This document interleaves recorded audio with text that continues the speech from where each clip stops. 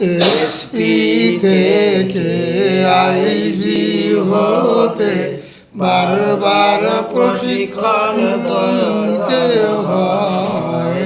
SP থেকে IG হতে বারবার প্রশিক্ষণ দরকার হয়। দারোয়ান আসি দারোয়ান থাকবো, একদিন প্রশিক্ষণের প্রয়োজন নয়। দারোয়ান আসি দারোয়ান থাকবো, একদিন প্রশিক্ষণের প্রয়োজন নাই। আচ্ছা,